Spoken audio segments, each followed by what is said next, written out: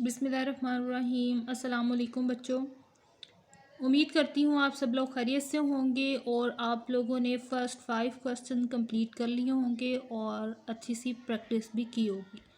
अब नेक्स्ट हमारे पास question number 6 है और फर्दर क्वेश्चंस हैं। अब हम इन्हें सॉल्व करेंगे, तो स्टार्ट करते हैं इनका सलूशन। हम यहाँ से सारे क्वेश्चंस करेंगे क्योंकि कोई भी क्वेश्चन पेपर में आ सकता है। क्वेश्चन नंबर 6 में हमारे पास क्वेश्चन की स्टेटमेंट ये लिखी हुई है।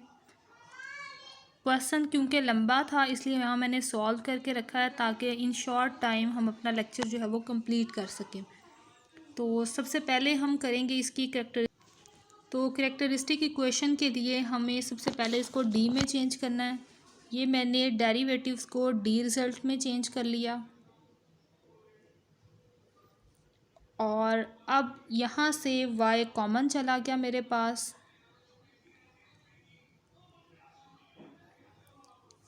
अब हमने डेरिवेटिव वाली इक्वेशन यानी इस क्वाड्रेटिक इक्वेशन को लिया और कैरेक्टरिस्टिक इक्वेशन हमारे पास बन गई D square minus 3d plus 2 equal to 0।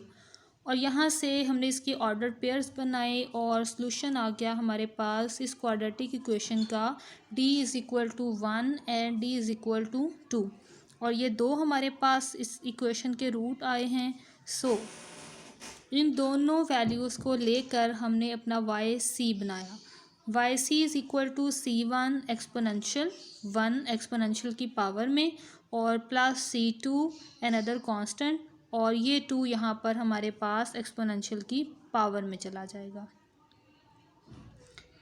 और अब वाई सी बनाने के बाद हम आते हैं वाई पी, जो कि हमारी मोस्ट इम्पोर्टेंट चीज़ है इस एक्सरसाइज की और अब इस क्वेश्चन की, वो बनाएंगे। सबसे पहले देखें हमारे पास जो स्टेटमेंट में क्वेश्चन है उसके राइट साइड पे दो तरह के फंक्शंस लिखे हुए हैं। एक फंक्शन जो है वो पॉलिनोमियल है और दूसरा जो है एक्सपोनेंशियल और पॉलिनोमियल की मल्टीप्लिकेशन है। तो अगर हमारे पास पॉलिनोमियल इक्वेशन हो तो हम वाई पी में उसे उसकी हायर डिग्री से ही कांस्टेंट को स्टार्ट करते हैं, यानी A1 x square A2 x और प्लस A3 आ जाएगा।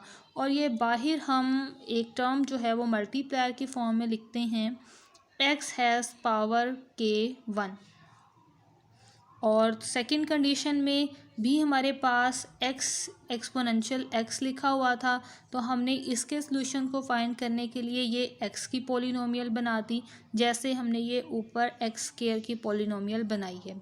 और यहाँ बाहर टर्म मल्टीप्लाई होगी x हैज़ पावर k2 और ये एक्सपोनेंशियल x। अब वाई सी और वाई पी को हम कंपेयर करवाएंगे। कंपेयर इस सेंस में करवाएंगे कि ये दोनों टर्म्स जो हैं कोई भी आंसर हमें सिमिलर ना दें।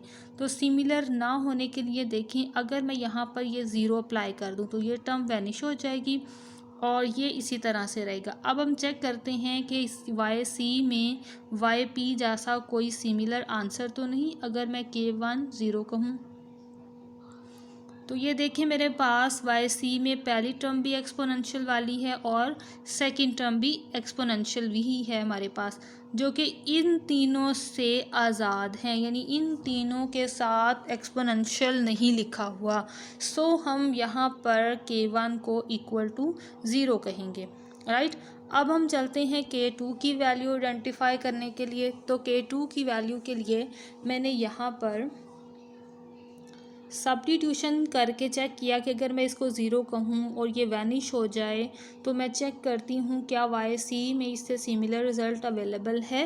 तो ये देखें x एक्सपोनेंशियल x और b2 एक्सपोनेंशियल x, जब हम इसे ब्रैकेट के अंदर मल्टीप्लाई करवाएंगे तो ये देखें ये वाली जो टर्म है constant and multiple of exponential x, ये बिल्कुल इस जैसी टर्म है, यानी ये सिमिलर टर्म आ रही है। तो इसको डिफरेंट करने के लिए हम यहाँ क्या करेंगे, k2 को इज़ इक्वल टू 1 पुट करेंगे। तो 1 पुट करने से ये हमारे पास x का x रहेगा यहाँ पे और देखें जब x यहाँ पे मल्टीप्लाई हो रहा है तो कोई भी टर्म अब वाई सी की वाई पी से मैचिंग नहीं हो रही। अब हमारे पास k1 इक्वल टू 0 आ गया और k2 इक्वल टू 1 और ये वाई पी का हमारे पास टोटल रिजल्ट बन गया। यहाँ से x वैनिश हो गया और यहाँ से x ब्रैकेट के अंदर मल्टीप्लाई हो गया। अब हम डेरिवेटिव फाइंड आउट करेंगे, वाई पी का भी डेरिवेटिव फाइंड करेंगे 1 2, यानी जितने डेरिवेटिव्स हमारे पास हमारी इस इक्वेशन में अवेलेबल होंगे उतने ही हमने वाई पी के डेरिवेटिव्स फाइंड आउट कर लेने हैं।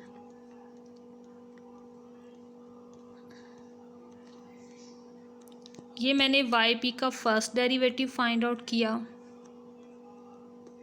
A3 कांस्टेंट नंबर है, इसका डेरिवेटिव 0 हो जाएगा और इस पे अप्लाई होगी प्रोडक्ट मेथड, हम इस पे अप्लाई करेंगे प्रोडक्ट रूल। अब इसका डेरिवेटिव यहाँ पर और ये एज इट मल्टीप्लाई और फर्दर ये एज इट मल्टीप्लाई और एक्सपोनेंशियल का डेरिवेटिव इधर आ गया। राइट, ये हमारे पास हमारा वाई पी फर्स्ट प्राइम का आंसर है कंप्लीट। अब हम इसे थोड़ा सा सेट कर लेते हैं। सेट किस डेफिनेशन से कि इसे और इसे इकट्ठा कर लेते हैं, क्योंकि इन दोनों में एक्सपोनेंशियल एक्स कॉमन आ रहा है तो उसे कंबाइन हम यहाँ पर कॉमन ले लेते हैं। इस तरह से जो वैल्यू ब्रैकेट के अंदर पॉसिबल होगी सॉल्व होने वाली वो भी हम इजीली सॉल्व कर लेंगे। तो यहाँ पर देखें हमारे पास, और यहाँ से ये टर्म देखें ब्रैकेट के अंदर इसे हमने कंबाइन करवा लिया और ये एक्स वाली टर्म जो है ये इस एक्स वाली टर्म से सॉल्व हो रही है तो इसे हमने कॉमन ले लिया एक्स। बाकी तमाम रिजल्ट्स एज इट ऊपर से नीचे आ गए। ये एक्स स्क्वायर वाली टर्म भी आ गई ऐसे ही और ये b2 भी ऐसे ही आ गया, लेकिन ये x वाली टर्म्स जो हैं इनमें से हमने x यहाँ पर कॉमन ले लिया। हम कोशिश कर रहे हैं कि हमारी कैलकुलेशन जो है वो रिड्यूस हो, कम से कम टाइम में सॉल्व हो सके, क्योंकि क्वेश्चंस काफ़ी लेंथी होते हैं, लेकिन उनके लिए शॉर्ट मेथड जो है वो हमने खुद ढूंढना होता है। ओके, अब इसी से हमने ये सेकंड डेरिवेटिव यूज़ किया, सेकंड डेरिवेटिव फाइंड किया। ये मेरे पास आ गया a1 और ये कांस्टेंट था, ये डेरिवेटिव में ख़त्म हो जाएगा और अब हम इस पे अप्लाई करवाएंगे प्रोडक्ट मेथड। इसका डेरिवेटिव यहाँ आ गया और ये इसका डेरिवेटिव आ गया और b2 कांस्टेंट है, ये भी यहाँ से ख़त्म और ये exponential as it multiply. Product method से हमने डेरिवेशन ली है, सो हमें एक बार फिर से भी डेरिवेटिव लेना है। ब्रैकेट एज इट आ गई और ये एक्सपोनेंशियल हमारे पास डेरिवेटिव के बाद आ गया। राइट, ये अब हमारे पास y2 है। अब इसे भी थोड़ा सा शॉर्टर फॉर्म में चेंज कर लेते हैं हम यहाँ पे, यानी एक्सपोनेंशियल x ऊपर वाली ब्रैकेट से भी और नीचे वाली से भी हम कॉमन ले लेते हैं और जो टर्म्स आपस में सॉल्व हो रही हैं उन्हें सॉल्व कर लेते हैं। साथ साथ में देखिए मैंने तरतीब भी लगा ली है। ये नंबर इधर आ गया और ये x वाले नंबर्स जो हैं ये आपस में कैलकुलेट होकर इधर आ गए और जो कांस्टेंट नंबर्स हैं वो ये लास्ट पे चले गए। ठीक है, अच्छे से हर पॉइंट को समझिएगा ताकि क्वेश्चन में आपको किसी किस्म का डाउट ना रहे। अब दोनों डेरिवेटिव्स मेरे पास आ चुके हैं, सो मैंने ये क्वेश्चन की स्टेटमेंट लिखी और अब इनकी जगह पर इनकी वैल्यूज़ जो हैं वो अप्लाई कर देंगे। सबसे पहले वाई पी डेरिवेटिव का ये रिज़ल्ट लिखा। अभी जो ऊपर हमारे पास आया वो मैंने कंप्लीट यहाँ पर रिप्लेस कर दिया। ये एक्सपोनेंशियल एक्स यहाँ पर इस पूरी ब्रैकेट से मल्टीप्लाई हो रहा है और ये नीचे आ गया मेरे पास -3 वाई पी प्राइम और ये सारा वाई पी प्राइम है और -3 बाहर लिखा हुआ है और इसके बाद ये आ गया मेरे पास +2 वाई पी और ये सारा हमारे पास वाई पी है जो हमने इनिशियली वाई पी बनाया, ये वही हमने यहाँ पर सब्स्टिट्यूट किया। अब हमने इस पूरी इक्वेशन को सॉल्व करना है, समराइज़ करना है। जो टर्म्स आपस में सॉल्व हो रही हैं उन्हें सॉल्व करना है। सबसे पहले बच्चों मैंने क्या लिखा है, मैंने ये कांस्टेंट नंबर्स लिखे मल्टीप्लाई हो करवाने के बाद 2a, यहाँ से ये दोनों -3 से मल्टीप्लाई करवा कर लिखे, और ये तीनों जो हैं ये 2 से मल्टीप्लाई करवा के मैंने यहाँ पे लिख लिए ये। अब ये जल्दी से और इजी कैलकुलेशन में सॉल्व हो जाएंगे। और इसके बाद अब बारी आती है इस एक्सपोनेंशियल टर्म की। ठीक है, ये तीन ही हमारे पास अब एक्सपोनेंशियल टर्म्स हैं। सबसे पहले ये फंक्शन है और फिर ये वाला फंक्शन है, और ये फंक्शन -3 से मल्टीप्लाई भी हो रहा है, और यहाँ से ये जो ब्रैकेट है मेरे पास ये भी मल्टीप्लाई होगी 2 से। ठीक है, तो अब हम इसके अकॉर्डिंगली इन्हें कॉमन भी लेंगे और सॉल्व करेंगे। ये मेरे पास आ गया yp" का एक्सपोनेंशियल। अभी स्टार्टिंग पे मैंने क्या किया, मैंने एक्सपोनेंशियल रिज़ल्ट जो है वो तीनों में से कॉमन ले लिया, और ये -3 सिंगल प्राइम में जो एक्सपोनेंशियल रिज़ल्ट था वो यहाँ पे लिखा, और ये 2yp है, यानी yp में जो एक्सपोनेंशियल रिज़ल्ट था वो यहाँ पर आया, और तीनों के ही जो एक्सपोनेंशियल वैल्यू है तीनों की वो ये यहाँ पर हमने कॉमन ले ली है। अब हमें सॉल्व करना और भी आसान होगा। सिंपल अंदर वाले रिजल्ट्स हमने बनाने हैं, सेपरेट करने हैं। यहाँ से अब इन्हें भी सॉल्व करते जाएंगे। सबसे पहले तरतीब भी लगाएंगे, x² और फिर x वाले कंपोनेंट्स लिखेंगे कंबाइन करके, और फिर ये तीनों जो कोफिशिएंट्स आ रहे हैं हमारे पास एज अ कांस्टेंट नंबर्स, ये सारे कंबाइन हो गए। यहाँ पर ये देखें, ये x², ये x कोफिशिएंट और ये बाकी कांस्टेंट नंबर, और यहाँ से अब हम -3 और 2 को मल्टीप्लाई भी करवाएंगे और साथ साथ इन्हें कंबाइन भी लिखेंगे। देखिए यहाँ पर x² ये है मेरे पास, b1 x² और x² की ये टर्म है जो -3 से मल्टीप्लाई होकर आएगी मेरे पास -3b1 x²। तो ये देखें, ये मैंने यहाँ पे लिखा। ठीक है, और इसी तरह यहाँ पर भी ये x² अवेलेबल है, तो ये आएगा +2b1 x², तो ये टर्म यहाँ पर है। अब जितनी भी x वाली टर्म्स होंगी उन्हें कंबाइन करवाएंगे। ये -3 को ब्रैकेट के अंदर मल्टीप्लाई करवाया, और x वाली टर्म क्या है, ये वाली x की टर्म है मेरे पास, और ये भी x की टर्म है। तो इन तीनों टर्म्स को, यानी ब्रैकेट वाली टर्म को मैं टोटल अब एक टर्म कंसिडर कर रही हूँ। एक टर्म ये है, सेकंड टर्म ये है, थर्ड ये वाली। इन तीनों ब्रैकेट्स को हम अब कंबाइन करवा लेंगे। साथ साथ स्टेप बाय स्टेप क्वेश्चन को नोट भी करोगे आप तो कम डाउट होंगे और ज़्यादा आपकी जो कॉन्सेप्ट हैं वो क्लियर होते जाएंगे। और यहाँ से ये देखें, ये अब आ गया मेरे पास yp" से, ये -3 को जब मल्टीप्लाई करवाया और ये जब 2 को मल्टीप्लाई करवाया। ठीक है, ये x कॉमन, और ये आगे सारे के सारे कांस्टेंट रिमेनिंग,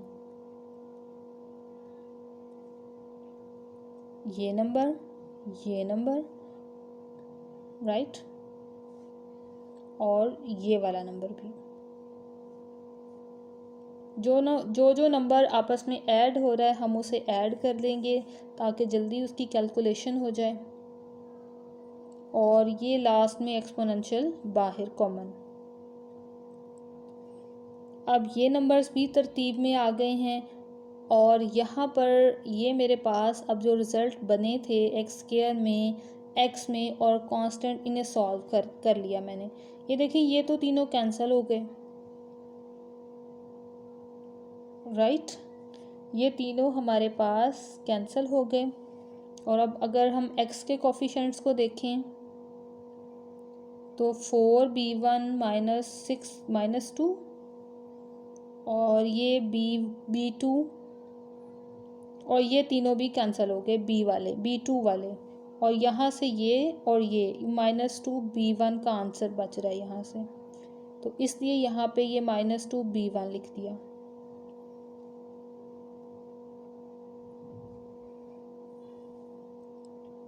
इन्हें सॉल्व करें तो ये दोनों सॉल्व हो रहे हैं, -b2 ये आ गया,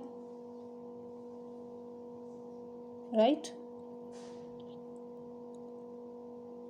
और अब ये पूरी कैलकुलेशन हमारी सॉल्व है, इसलिए अब हमने अपने क्वेश्चन के राइट साइड के इक्वल इसको लिख लिया। अब हम कंपेयर करवाएंगे, तो कंपेयर करवाते हुए हम ये देखेंगे कि लेफ़्ट और राइट दोनों साइड पर एक्स स्क्वायर के कोफिशिएंट सेम होने चाहिए। तो ये वाला कोफिशिएंट जो है ये इज़ इक्वल टू होगा 2 के, जहाँ से मेरे पास रिज़ल्ट आ गया a1 इक्वल टू 1। अब यहाँ से देखें x का कोफिशिएंट यहाँ किसके इक्वल है, टर्म है ही नहीं, सो ये 0 के इक्वल होगा। ये देखें ये इसको 0 के इक्वल कहा। अब a1 की वैल्यू इसमें पुट की तो जस्ट -6 आ जाएगा।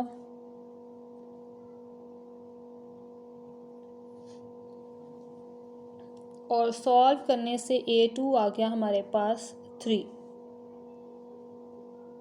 अब 2 आंसर आ चुके हैं हमारे।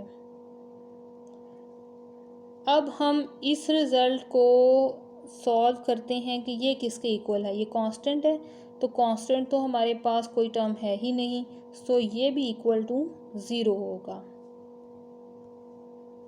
राइट।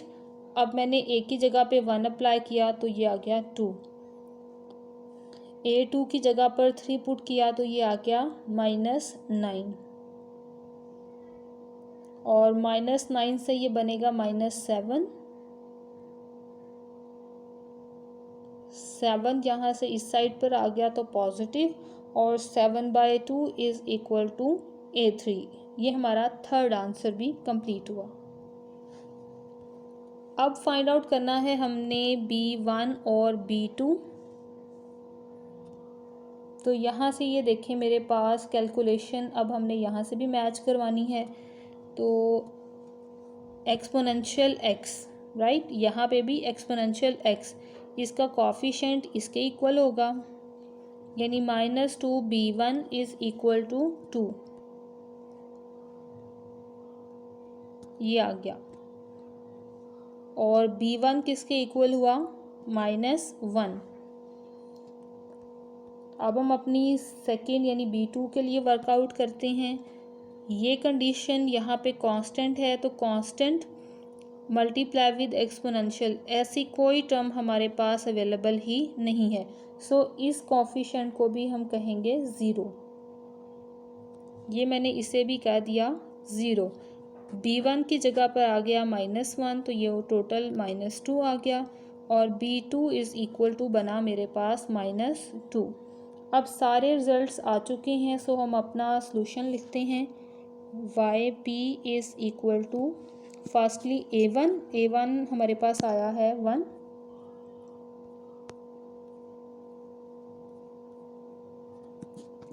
सनी यानी x स्क्वायर, फिर 3x, और फिर आया मेरे पास 7/2 यानी a3 7/2, और फिर हमारे पास है x, और b1 था हमारे पास अंदर, b1 -1 है, साथ में x लिखा हुआ था हमने, और फिर है प्लस b2 क्या है -2, ये -2 लिख दिया हमने, और ये बाहर एक्सपोनेंशियल x, राइट। अब यहाँ पर माइनस कॉमन ले लेते हैं,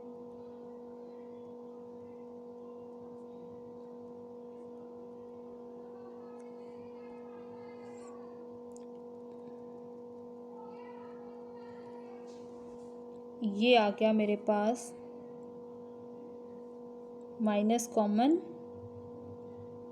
x+2 इंटू एक्सपोनेंशियल x, और ये अब हमारे पास हमारा फुल सॉल्यूशन है, राइट। यहाँ पर रिज़ल्ट वही है जो इनिशियली हमने वाई पी सब्स्टिट्यूट किया था, और अब इसकी जगह पर हमने ये कैलकुलेशन जो है ये सब्स्टिट्यूट करवाई है, राइट। कोई और क्वेश्चन हो आपका क्वेश्चन से रिलेटेड तो वो ज़रूर पूछिएगा। नेक्स्ट क्वेश्चन ट्राई करते हैं। तो नेक्स्ट है हमारे पास क्वेश्चन नंबर 7, जिसमें हमारे पास अवेलेबल है अब third derivative plus first derivative, और राइट साइड पे हमारे पास ये दो फंक्शन हैं, एक पोलिनोमियल है और दूसरा फंक्शन जो है वो ट्रिग्नोमेट्री है। तो अब इसको स्टार्ट करते हैं। सबसे पहले हम इसे डी नोटेशन में चेंज करेंगे। ये मेरे पास D3 और ये D, वाई इनका कॉमन आ जाएगा, और ये ब्रैकेट वाला सारा रिजल्ट मैं लेट कर रही हूँ कि ये इक्वल टू 0 है। कैरेक्टरिस्टिक इक्वेशन बना ली मैंने। अब यहाँ से इस कैरेक्टरिस्टिक इक्वेशन का सॉल्यूशन चाहिए। सो डी कॉमन चला गया, अंदर रिजल्ट रहा D² + 1। अब इसे सॉल्व कर लें ताकि बाकी वाली जो इसके रूट्स हैं वो भी हमारे पास आ जाएं। D = 0, D² + 1 = 0, और ये कैलकुलेशन इजीली हमारे पास आ गई प्लस माइनस अयोटा। अब हम इन्हें वाई सी में लिखेंगे, यानी हमारे पास हमारा फर्स्ट सॉल्यूशन आ चुका है। तो सबसे पहले जो रियल नंबर्स आते हैं उन्हें हम लिखते हैं एक्सपोनेंशियल की पावर में। सो ये 0 एक्सपोनेंशियल की पावर में चला गया रिज़ल्ट। और जो इमेजिनरी नंबर आते हैं पॉजिटिव के लिए हम अनाउंस करते हैं कॉस को, नेगेटिव के लिए अनाउंस करते हैं साइन को। तो ये 3 different constant C1, C2, C3 के लिए हमने इनके साथ रिप्रेजेंटेशन बना दी। और वाइस, और यहाँ पर ये जो है मेरे पास पावर में 0, जब किसी पावर 0 हो तो वो 1 हो जाता है, यानी ये फर्स्ट जो है ये हमारे पास सिंपल एक कांस्टेंट नंबर आ गया है जिसके साथ कोई वेरिएबल भी नहीं है। अब हम बनाते हैं अपना Y P, that is our important thing in our exercise. Polynomial के लिए ये पोलिनोमियल लिख दी हमने, और ये बाहर आ गया x हैज़ पावर के -1। और ट्रिग्नोमेट्रिक फंक्शन के लिए हम इस तरह से फंक्शन अनाउंस करते हैं, चाहे साइन हो या कॉस हो।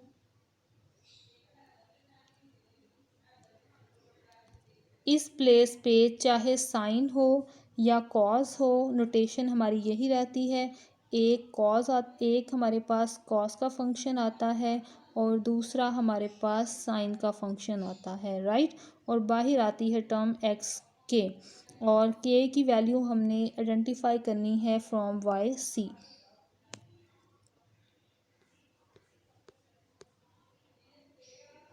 अब यहाँ पर देखें मेरे पास, अगर मैं K1 को 0 कहती हूँ यानी ये टर्म ख़त्म करती हूँ, तो इस पोलिनोमियल का और वाई सी का क्या कोई सॉल्यूशन आपस में मैच करता है? ऑब्वियसली ये वाली वैल्यू यहाँ पर रिलेट कर रही है। ये भी वेरिएबल के बगैर एक टर्म है और ये भी वेरिएबल के बगैर ही एक टर्म लिखी हुई है। सो इससे बचने के लिए हम अब K1 को कहेंगे 1, यानी यहाँ पर K1 जो है वो हमारे पास 1 आने के बाद मल्टीप्लाई होगा, ये सारी ब्रैकेट मल्टीप्लाई होगी x के साथ। तो अब देखें, अब कोई भी टर्म यहाँ से तो वाई सी में सिमिलर नहीं आएगी। अब चेक करते हैं K2 का रिजल्ट। अगर मैं इस टर्म को यहाँ से टोटल ख़त्म कर दूँ तो ये देखें, ये टर्म भी मैच हो रही है, ये टर्म भी मैच हो रही है। तो क्या करेंगे, यहाँ पर भी K2 = 1 ही सब्स्टिट्यूट करेंगे। सो यहाँ पर भी x है और यहाँ पर भी x है, राइट। और x को मैंने ब्रैकेट के अंदर मल्टीप्लाई करवा दिया यहाँ पर, और यहाँ वाला x जो है वो नोटेशन वाइज पीछे चला गया। अब हम स्टार्ट करते हैं अपने डेरिवेटिव्स, यानी फर्स्ट डेरिवेटिव। अब इस क्वेश्चन में तो हमें थर्ड डेरिवेटिव तक जाना है। सो फर्स्ट भी फाइंड करेंगे, सेकंड और फिर थर्ड फाइंड आउट करेंगे। ये फर्स्ट डेरिवेटिव ले लिया मैंने।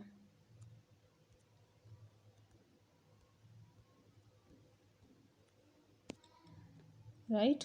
और इस पे अप्लाई होगा प्रोडक्ट रूल, ये इसका डेरिवेटिव ये आ गया x एज इट मल्टीप्लाई, और फिर यहाँ पर ये एज इट मल्टीप्लाई और x का डेरिवेटिव 1 आ गया,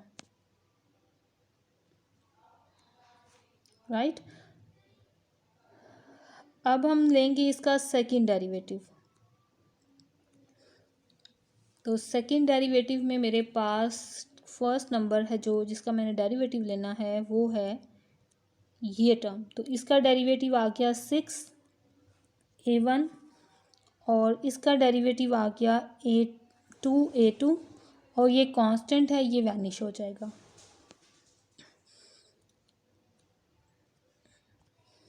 और इन पे दोबारा से प्रोडक्ट मेथड ही हम यूज़ करेंगे। ये हमारे पास डेरिवेटिव रिज़ल्ट में आ जाएगा नीचे, ये डेरिवेटिव में आ गया नीचे x as it multiply, clear. और फर्दर अब हमारे पास ये डेरिवेटिव बनेगा, जस्ट अ मिनट थोड़ी स्पेस बना लेते हैं। अब यहाँ पर ये देखें, इसका डेरिवेटिव इधर चला गया, x एज इट मल्टीप्लाई हो गया।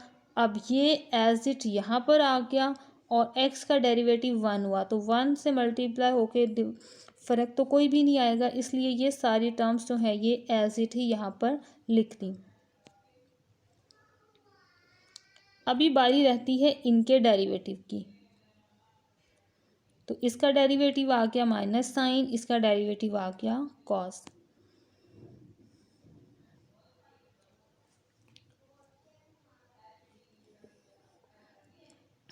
अब ये टर्म्स आपस में सॉल्व हो रही हैं, इन्हें सॉल्व कर लें।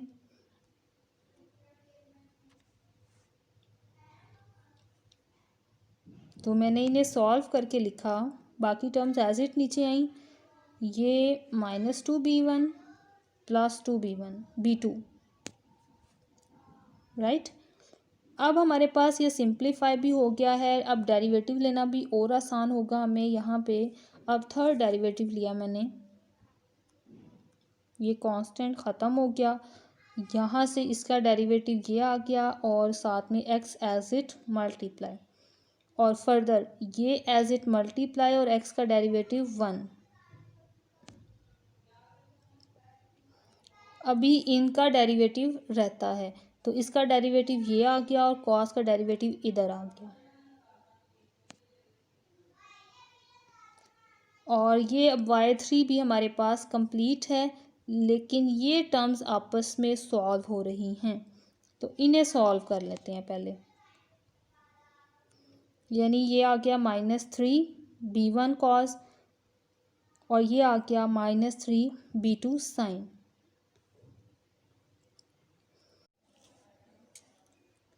अब हम फाइंड करेंगे यहाँ पर अपने बाकी रिज़ल्ट को। यानी अब सिंपल हमने क्या किया है, यहाँ पर y3 फाइंड आउट करने के बाद हमने ये अपनी इक्वेशन लिखी है और y3 का टोटल जो आंसर अभी हमने ऊपर कैलकुलेट किया है वो हमने यहाँ पर लिख दिया, राइट। ये देखें, ये सारा ऊपर वाला जो रिज़ल्ट हमने फाइंड किया है वो अभी हमने यहाँ पर ये नीचे सब्स्टिट्यूट कर दिया, और साथ ही हमने प्लस कर दिया है ये y p फर्स्ट प्राइम का जो डेरिवेटिव आया था, यानी इसका जो आंसर आया था वो भी हमने यहाँ पर पुट कर दिया। ये सारा ये आ गया, ठीक है। अब इसके बाद हमने अपने सारे डाटा को अरेंज किया है,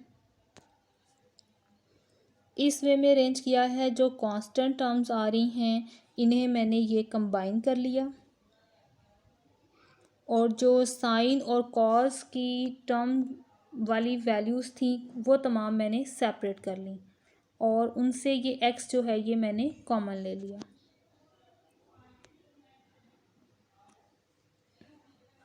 ये यहाँ पर भी x आ रहा है प्लस और ये x, राइट।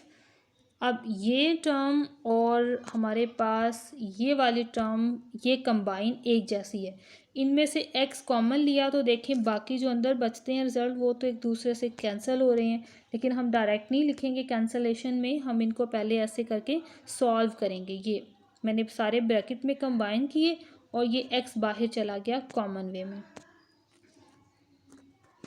ये भी सॉल्व करके यहाँ देखते हैं कि क्या आंसर आता है। और ये आएगा हमारे पास हमारा कांस्टेंट तमाम रिज़ल्ट जो कि कॉज और साइन पर अवेलेबल है। अब ये आ गई मेरे पास यहाँ से -3b1 और ये +b1, ये आ गया 2 -2b1 cos theta cos x। और नेक्स्ट आया मेरे पास -3b2 +b2 और ये भी आ गया मेरे पास -2b2 साइन। अब यहाँ पर ये देखें, ये टर्म आपस में कैंसिल हो रही हैं, इन्हें कैंसिल कर दें, यानी ये तो सारा डाटा ही यहाँ से रिमूव हो गया।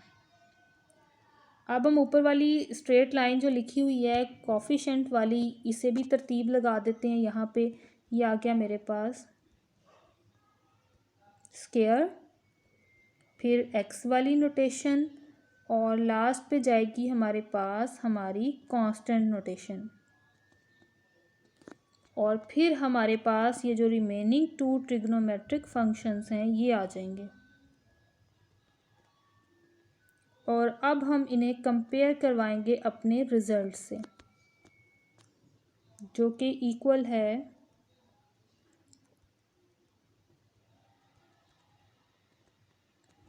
सबसे पहले ये देखें, एक्स स्क्वायर का कॉफिशिएंट एक्स स्क्वायर के कॉफिशिएंट के इक्वल होगा। तो ये क्या हुआ, 3a1 is equal to 2 implies a1 is equal to 2/3। अब a2, यहाँ पर ये देखें x का कॉफिशिएंट, यहाँ पर तो कोई x की टर्म नहीं है, so 2a2 is equal to 0 implies a2 equal to 0। अब a3 फाइंड करना है हमने, तो a3 के लिए ये वाली वैल्यू हमारे पास है और यहाँ पर कोई ऐसा कांस्टेंट रिजल्ट हमारे पास नहीं अवेलेबल, सो हम इसे भी 0 के इक्वल करेंगे।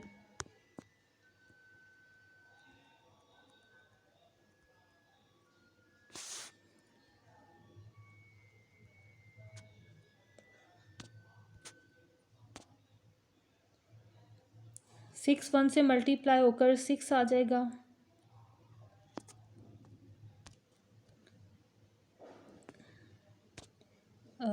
a इज़ इक्वल टू 2/3, ये वैल्यू भी पुट कर लेंगे और ये आ गया मेरे पास 4 + a3 इक्वल टू 0 और a3 का रिज़ल्ट आ गया मेरे पास -4। अब ये 3 आंसर्स आ गए, अभी हम बाकी 2 जो हैं वो फाइंड करेंगे। अब कंपेयर होंगी यहाँ पर कॉज और साइन वाली टर्म्स, तो यहाँ पर देखिए -2b1 कॉज, तो कॉज हमारे पास सोल्यूशन में कहीं पे भी अवेलेबल नहीं है, सो -2b1 भी इक्वल टू 0 आ जाएगा। Implies b1 equal to 0। और अब next -2b2 is equal to 4।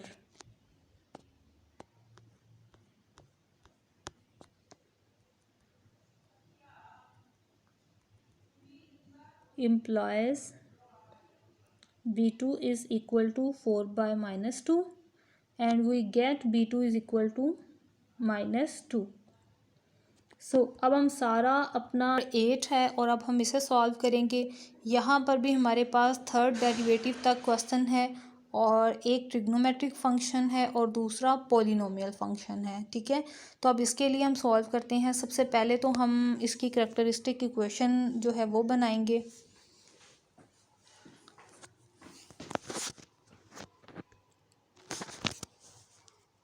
d³ + d² + 3d - 5y।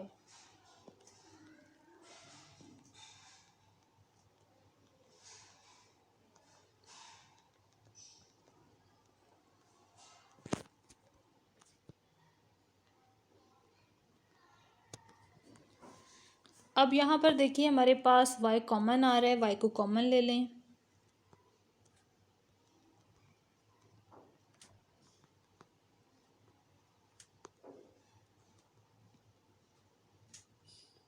और यहाँ पर यही सारी की सारी जो वैल्यूज़ हैं ये यहाँ पर इस जगह पर आ जाएंगी। और अब हम लिखेंगे अपनी कैरेक्टरिस्टिक इक्वेशन।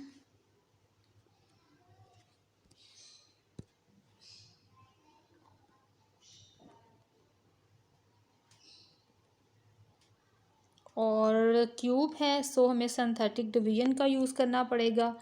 अगर मैं इसमें डी की जगह पर 1 सब्स्टिट्यूट करूँ तो 1 + 1 + 3 - 5 this must be equal to 0।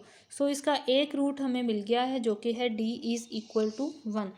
अब सिंथेटिक डिवीजन बनाते हैं और बाकी रूट्स फाइंड आउट कर लेते हैं। 1 1 3 - 5।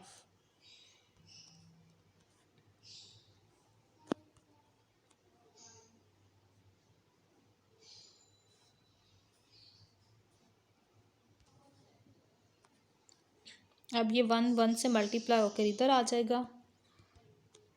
ये ऊपर नहीं 1 लिखते, सॉरी। ओके ठीक है। फर्स्ट नंबर हमारा एज इट नीचे आ गया, ये नंबर इस नंबर से मल्टीप्लाई होके आगे मूव कर गया और ये दोनों ऐड हुए तो 2। अब ये नंबर इस 2 से मल्टीप्लाई हुआ तो 2, ये 2 इधर आ गया 5। अब अगेन ये इससे मल्टीप्लाई हुआ और इधर मूव कर जाएगा और ये सॉल्यूशन आ गया 0। और यहाँ से कैलकुलेशन बनी वापस डी में ही +5 इक्वल टू 0। क्वाड्रेटिक इक्वेशन है, डायरेक्ट पेयर भी इसके नहीं बन रहे, सो क्वाड्रेटिक फार्मूला अप्लाई करें इस पे। -2 + -4 - 20 और ये आ गया मेरे पास 2। यहाँ से आएगा -16, तो -16 is equal to 4 iota square root में। सो ये मैं डायरेक्ट लिख रही हूँ 4 अयोटा और ये टोटल टर्म है डिवाइडेड बाय 2। तो 2 से डिवाइड होने के बाद आंसर आ गया। सो डी की टोटल कैलकुलेशन आ गई मेरे पास 1 - 1 ± 2 अयोटा, राइट। अब वाई सी मेरे पास बना C1 exponential x plus exponential -1।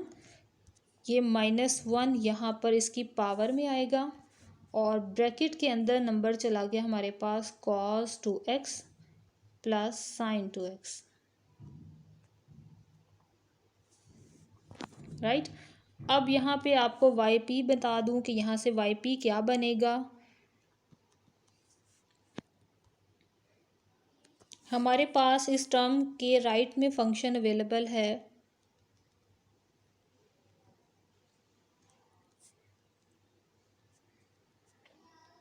यानी एक पॉलिनोमियल है और दूसरा फंक्शन जो है वो है ट्रिग्नोमेट्रिक फंक्शन।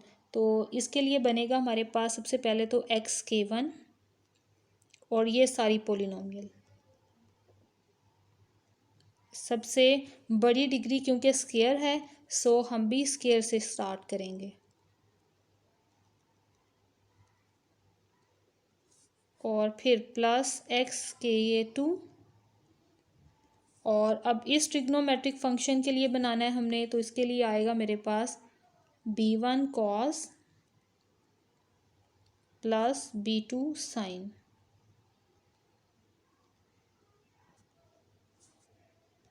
अब मैं इसे रिमूव कर रही हूँ। ओके बच्चों, अब यहाँ से वाई सी और वाई पी की मैचिंग करनी है हमने। तो देखें अगर यहाँ पर 0 आ जाए, ये टर्म ख़त्म हो जाए, तो क्या कोई रिज़ल्ट ऊपर जैसा है?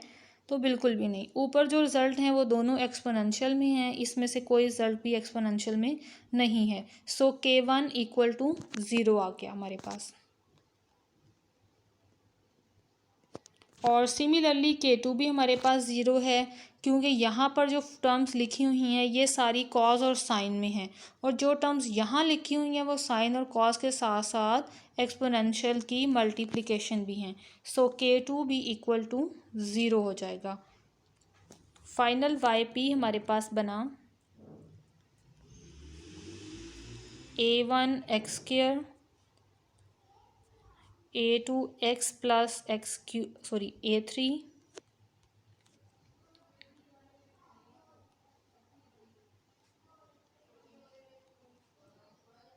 अब आपने इस क्वेश्चन को सॉल्व करना है और इस क्वेश्चन का आंसर मुझे आपने कमेंट में बताना है अपने रोल नंबर के साथ कि इसका आंसर क्या आता है, ठीक है।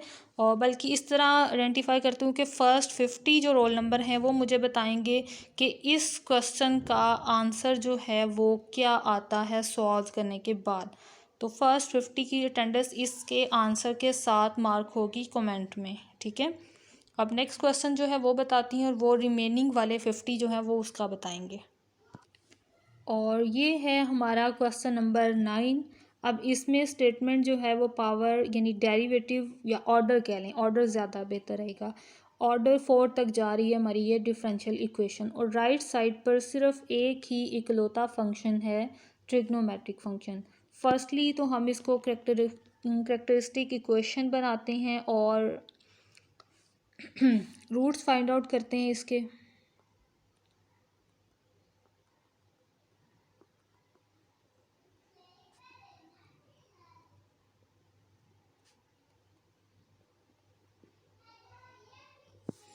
और ये y कॉमन,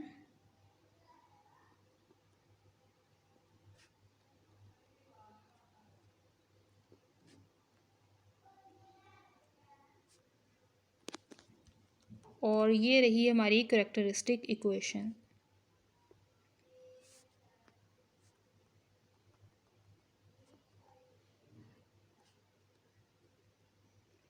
अब हमें इसका सलूशन फाइंड करना है कि कौन सा नंबर है जो इसको सेटिस्फाई करेगा।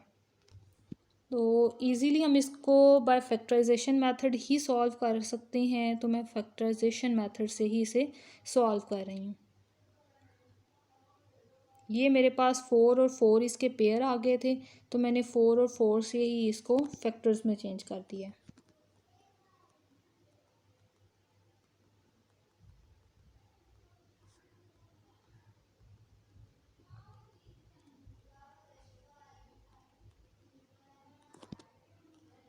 तो ये मेरे पास आ गया d² प्लस 4, और दूसरा फैक्टर भी बना मेरे पास d² प्लस 4, यानी d² प्लस 4 का स्क्वायर आ रहा है मेरे पास।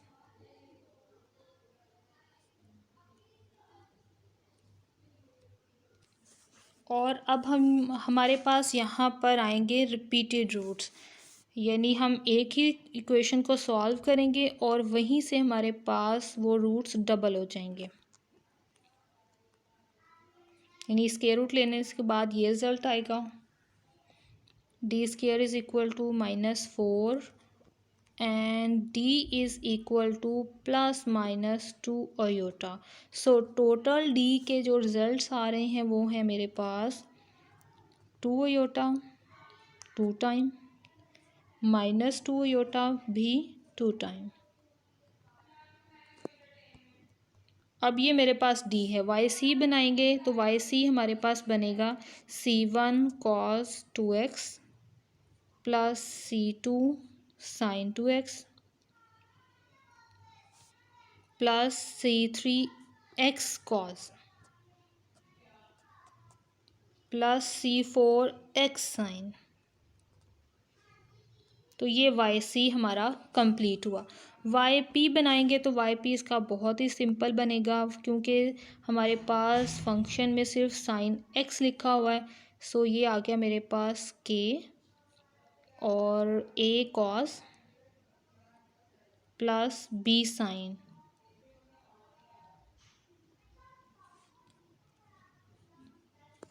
अब यहाँ पे देखें YC और YP में कोई भी टर्म आपस में इक्वल नहीं आ रही। यहाँ पे 2 है, यहाँ पे 1 है, सो हम इसको 0 ही कहेंगे।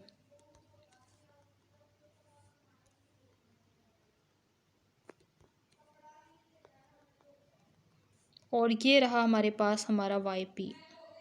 अब आपने इसको सॉल्व करना है और रिमेनिंग 50 से अबव जो रोल नंबर्स हैं वो मुझे इसका आंसर जो है वो टोटल वो कमेंट में बताएंगे कि ए और बी का आंसर क्या आया है। इसी तरह जो क्वेश्चन नंबर 8 का मुझे आंसर देंगे वो भी मुझे बस A1 B1 C2 इनकी वैल्यूज़ बताएंगे कमेंट में, ठीक है, और साथ अपना रोल नंबर मेंशन करेंगे।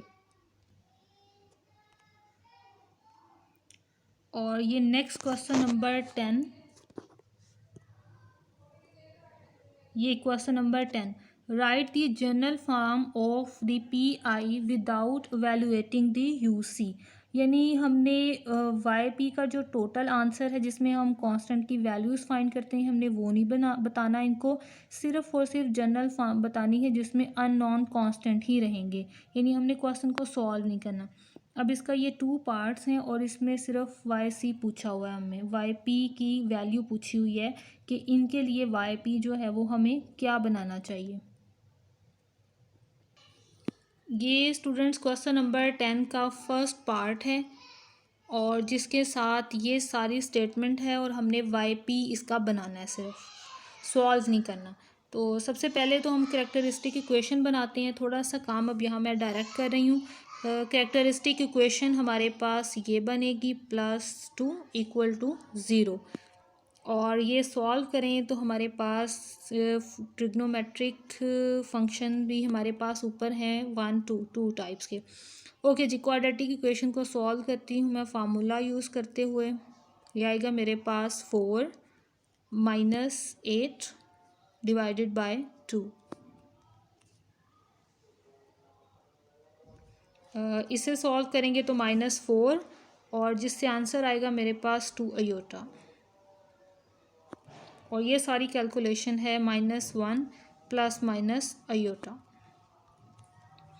यानी कि Y C is equal to exponential has -x power cos x plus sin x। Constant भी लिखती हूँ साथ में, अभी ये आ गया C2 और ये आएगा C1। अब वाई पी बनाते हैं यहाँ पे, बल्कि मैं ऊपर वाला टाइम सारा ये रिमूव कर लेती हूँ और फिर बनाती हूँ यहाँ पर जहाँ ये सारा फंक्शन लिखा हुआ है मैंने कर लेती हूँ और फिर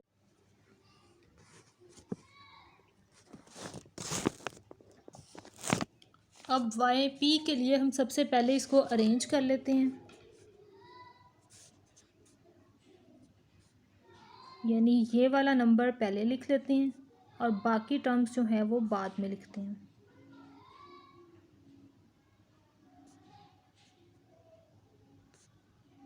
साइन और कॉज ये हमारे पास ऐसे रिजल्ट्स हैं जिन्हें हम अगर हमारे क्वेश्चन में ये कंबाइन आ रहे होंगे तो हम इन्हें इकट्ठा सॉल्व करेंगे, राइट क्योंकि जो फंक्शन साइन के लिए बनना है वही फंक्शन हमारे पास साथ में ही कॉस के लिए भी बनना है। तो अगर ये दोनों इकट्ठे भी आ रहे होंगे तो हम इन दोनों को एक ही साथ फंक्शन में एडजस्ट करेंगे।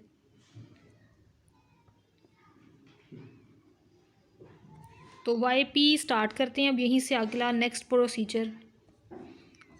Y P is equal to, सबसे पहले एक्स हैज़ पावर के और एक्सपोनेंशियल और कुछ कांस्टेंट नंबर है इसके लिए हम लिखेंगे यहाँ पे ए और ये साथ में आ गया एक्सपोनेंशियल खुद, राइट। अब हम सॉल्व करते हैं फर्दर अपने नेक्स्ट नंबर के लिए, यानी कि हम इनके लिए सॉल्व करते हैं। जो रिज़ल्ट इसके लिए बनेगा वो इस छोटी टर्म के लिए भी ऑब्वियसली होगा। यहाँ पर मैंने इसको छोटी टर्म क्यों कहा, क्योंकि यहाँ पर पॉलिनोमियल की डिग्री अवेलेबल है मेरे पास 2 और यहाँ पर पॉलिनोमियल की डिग्री अवेलेबल है 0। तो जो ग्रेटर डिग्री वाली टर्म होगी हम उसके मुताबिक वाई पी का सलूशन बनाएंगे और वही सलूशन छोटी वाली को ऑटोमेटिकली फॉलो करता होगा। तो ये मेरे पास बना, सबसे पहले इसका नाम रख लेते हैं K1, ये आ गया K2 ब्रैकेट BX², पोलिनोमियल को चेंज कर रही हूँ मैं सबसे पहले, CX प्लस D और यहाँ पर ब्रैकेट भी दो तरह की यूज़ होगी, ये मैंने ये ब्रैकेट लगाई और ये ब्रैकेट यहाँ पर, और ये आ गया साथ में साइन एक्स, राइट। अब हम फर्दर लिखेंगे प्लस डी तक, वहाँ तक नंबर्स हो चुके हैं। सो डी ई एक्स स्क्वायर जी, राइट। और ये ब्रैकेट से बाहर आ गया कॉस। अब ये देखें ऑटोमेटिकली जो कॉस का नंबर मैंने छोड़ा है, स्किप किया है, वो इसमें ही एडजस्ट हो गया। अगर टू कॉस को हम चेंज करें तो क्या नोटेशन बनेगी उसके लिए? सिंपल एक आ जाएगा एक्स के, जो कि मैंने यहाँ पर भी लिखा हुआ है, और दूसरा आएगा उसमें हमारे पास कांस्टेंट नंबर, और साथ में आ जाएगा कॉस, जो कि ये देखें ये वो टर्म लिखी हुई है ऑलरेडी, ठीक है। एक्सपोनेंशियल ऑब्वियसली यहाँ पे भी है, सो यहाँ पे भी है वो, तो सारी टर्म यहाँ पर हमारे पास अवेलेबल है, इसलिए इस टर्म को एक्स्ट्रा लिखने की भी ज़रूरत नहीं है। ओके, अब हम फाइंड करते हैं के की वैल्यू। तो वाई सी और वाई पी को हमने कंपेयर करवाना था। वाई पी हमारे पास, सॉरी वाई सी हमारे पास था, तो ये मेरे पास था वाई सी का रिज़ल्ट। तो इसके साथ अब मैच करते हैं हम वाई पी के आंसर को। तो यहाँ पर देखें हमारे पास जो टर्म है सिंपल एक्सपोनेंशियल वाली, वो तो यहाँ पर अवेलेबल नहीं है। इसका मतलब है K1 इक्वल टू ज़ीरो आ गया। अब K2 को चेक करते हैं हम। तो K2 में देखें यहाँ हमारे पास एक्सपोनेंशियल EX इसमें भी है, इसमें भी अवेलेबल है, साइन के साथ भी और कॉस के साथ भी, और कांस्टेंट साइन इसमें भी है, कांस्टेंट साइन इसमें भी है, कांस्टेंट कॉज इसमें भी है, कांस्टेंट कॉज इसमें भी है, यानी सिमिलर रिजल्ट्स आ रहे हैं। इसलिए हमें K2 इज इक्वल टू 1 लेना पड़ेगा। K1 0, K2 1। सो YP हमारे पास बना A प्लस एक्स, और ये ब्रैकेट,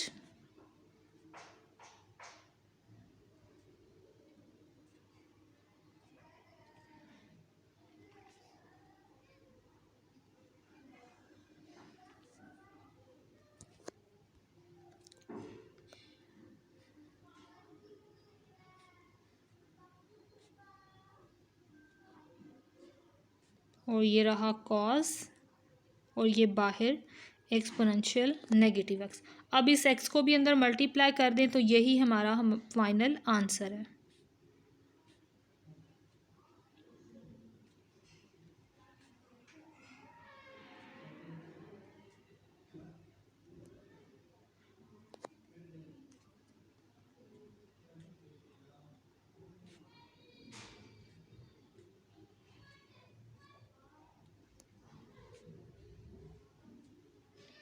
और ये रहा हमारे पास हमारा एक्सपोनेंशियल भी, तो एक्सपोनेंशियल को भी हमें यहीं एडजस्ट करना है।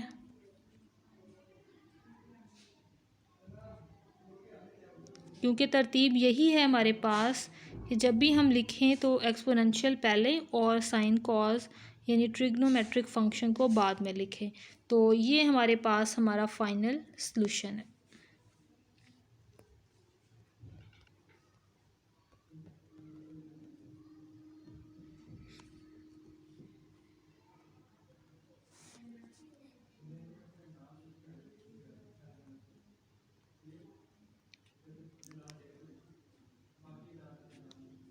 Question number 11।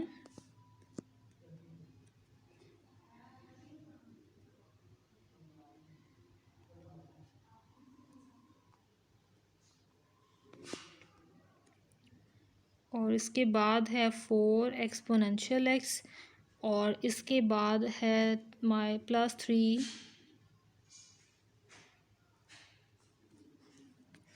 अब यहाँ पर स्टूडेंट्स ये 2x में आ रहा है और ये x में आ रहा है। हम अब यहाँ पर इन दोनों रिज़ल्ट्स को कंबाइन नहीं कर सकते। इसके लिए अलग डेफिनेशन बनेगी और इसके लिए अलग डेफिनेशन बनेगी।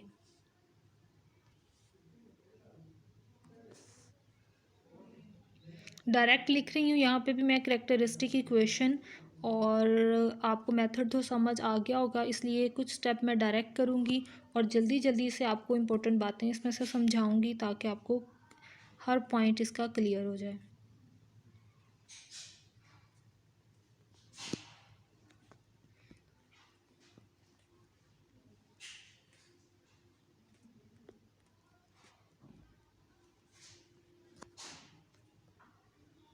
और मेरे पास जो पॉइंट्स आए यहाँ पर वो -2 और -1 आ जाएंगे।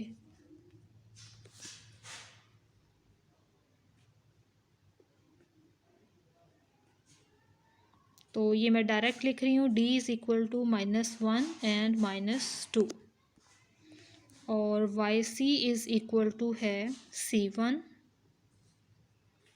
Plus C2। और अब हम बनाएंगे अपना YP। तो इसके लिए मैं ऊपर वाला सारा डाटा जो है ये रेस कर देती हूँ ताकि सिर्फ YC रह जाए मेरे पास, जो कि मेरे पास यूज़ भी होगा मेरे रिज़ल्ट के लिए।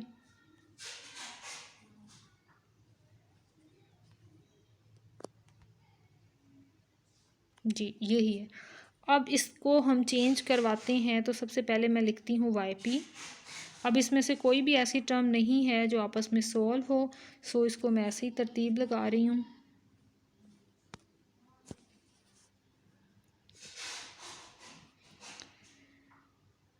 सबसे पहले x हैज़ पावर k1 और x स्क्वायर प्लस 1 की जगह के लिए अब ये मैं पॉलिनोमियल इंट्रोड्यूस करवाऊँगी। a x स्क्वायर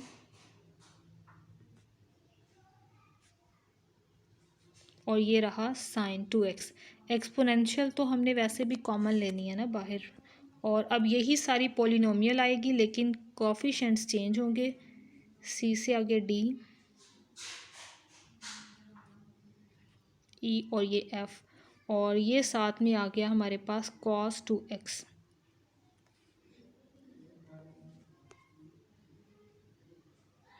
और ये एक्सपोनेंशियल x आ गया। ठीक हो गया। अब हमारे पास +4 एक्सपोनेंशियल x है, एक कांस्टेंट टर्म है। तो एक काम करते हैं, पहले हम लिख लेते हैं तमाम ट्रिग्नोमेट्रिक फंक्शंस को और फिर हम लिख लेंगे +4 एक्सपोनेंशियल को। तो अब पहले मैं इसका रिज़ल्ट बना रही हूँ। यहाँ पे कोई वेरिएबल नहीं है, यानी कोई पॉलिनोमियल भी कंसिडर नहीं होगी। सो एक्सपोनेंशियल की आगे मेरे पास k2 और उसके बाद मेरे पास आएगा f के बाद अब मेरे पास ब्रैकेट में आएगा f के बाद g cos x। हम आगे पीछे भी नंबर्स लिख सकते हैं, जैसे मैंने ऊपर पहले साइन को लिखा है, यहाँ भी मैं पहले साइन को लिखती हूँ g और ये आ गया h। ABCD कांस्टेंट नंबर आप कोई भी चेंज कर सकते हो, A1 A2 A3 ये नोटेशन भी आप ले सकते हो। और ये आ गया मेरे पास नेगेटिव एक्सपोनेंशियल लास्ट पे। और अब है मेरे पास कांस्टेंट 4। तो उसके लिए मैंने अनाउंस किया H के बाद I को यूज़ नहीं करते, J यूज़ कर लेते हैं यहाँ पे J। और साथ में आ गया कांस्टेंट मेरे पास ये J। सबसे पहले तो मुझे K लिखना चाहिए था। x हैज़ पावर 3 और ये आ गया J। और अब पावर है हमारे पास एक्सपोनेंशियल x, तो ये साथ में आ जाएगा एक्सपोनेंशियल x। अब हम कंपेयर करवाएं तो देखें कोई भी टर्म जो है वो YC से मैच नहीं कर रही, कोई भी टर्म मैच नहीं कर रही। सो तमाम के तमाम के रिज़ल्ट ज़ीरो होंगे। K1 भी ज़ीरो, K2 भी ज़ीरो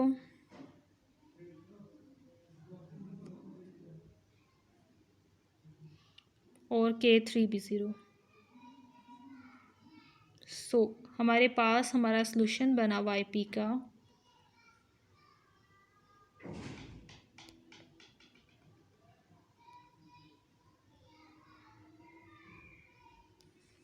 साथ में आ गया साइन, फिर आएगा मेरे पास D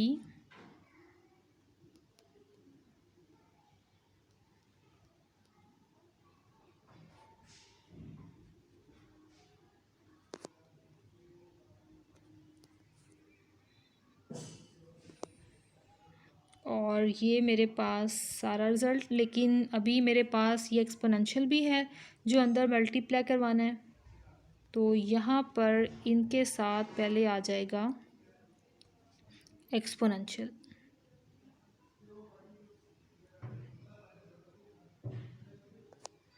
अब मेरे पास रिज़ल्ट आएगा कॉस का, वो मेरे पास अवेलेबल था x हैज़ k2।